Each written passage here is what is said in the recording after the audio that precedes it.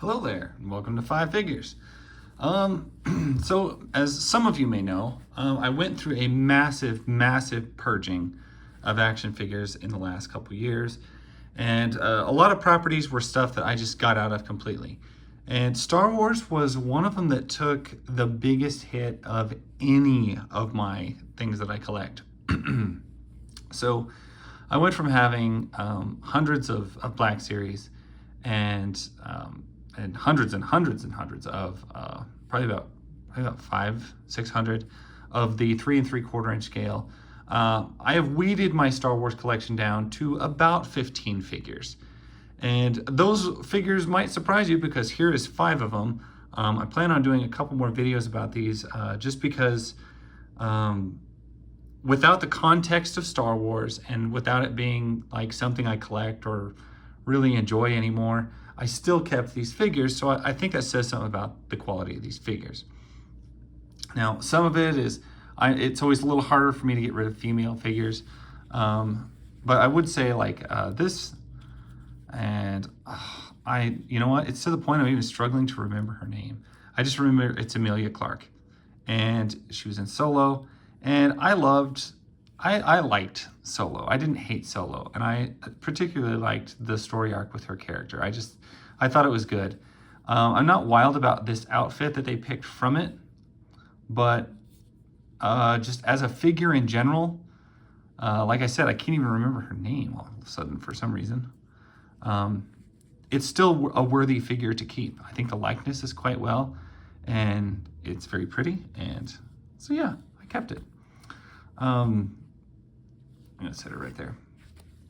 Ditto for this figure, Padme here. Probably one of my favorite Padme outfits, and I'm not wild about the character of Padme or anything like that, but the likeness was so dead on, and I liked the same white, simple, plain uniform and outfit that it became something that I was like, you know what? I would hold on to that figure. I would like to keep that one.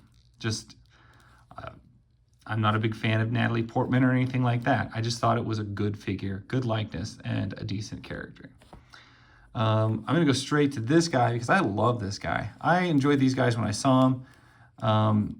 It's a different feel from a stormtrooper or a clone trooper than normal, and it's one that I frankly really liked. And even out of context, even having nothing to do with the films or collecting Star Wars or anything like that anymore, I can still greatly appreciate this figure. It's just too cool. You got like a plastoid armor, cool helmet design. I love the colors that they use, the washout, the blues, and just this little skirt wraparound thing, which I remember has a name, but I can't remember what it is. So this Scarab Sand Trooper was one that I definitely kept. Zoe Bliss, I don't know why I can remember her name. This is a figure I kept simply because I don't really remember this character hardly at all. But it was just a cool looking bounty hunter type figure that I could put with Star Wars or not. Didn't really matter. I love the colors that they chose. I don't like the boots. It makes her very hard to stand. And probably one of the main deciding factors is this is a figure that I bought on clearance for $5, and I had several of them. So I was like, well, it's not really worth that much to resell. I'm gonna just resell like the ones that I have and just get rid of them and just keep one. And so I did. I was kind of army building these for a while, and then I was just like, I'll just keep one. So I kept one. That's why I have her. And then the last out of this batch, this is General Grievous. Of course, everybody knows that. And not really a figure I'm super attached to. It's mechanical, like the way it's made. Its design is interesting, and I liked that part of it. But not a figure I by any chance really need to keep. It was just one that was just cool enough and just odd enough, just different enough. I was like, well, you know what? That's just a cool figure in general. And it was pretty, I mean, if I remember right, it was kind of hard to get my hands on.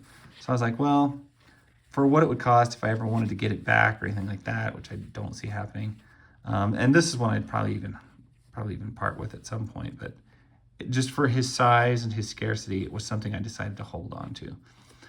And I have had a terrible time with all of these, getting them to stand. I mean, like all of them. Grievous, I kind of expected to be a little bit of a problem, but he has not been the worst. The worst offender has been Amidala.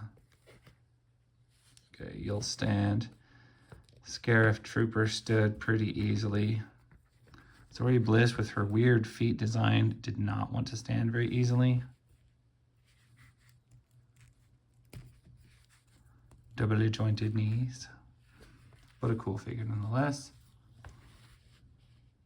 Is it Kira? Shoot, I can't remember her name. That's gonna annoy me. I'm gonna have to go look it up. All right, well anyway, that's 5 figures of the only 15 Star Wars figures I have left. So take it for that. I know Star Wars made some good figures, and I know they made a lot of like kind of bland, uninteresting figures.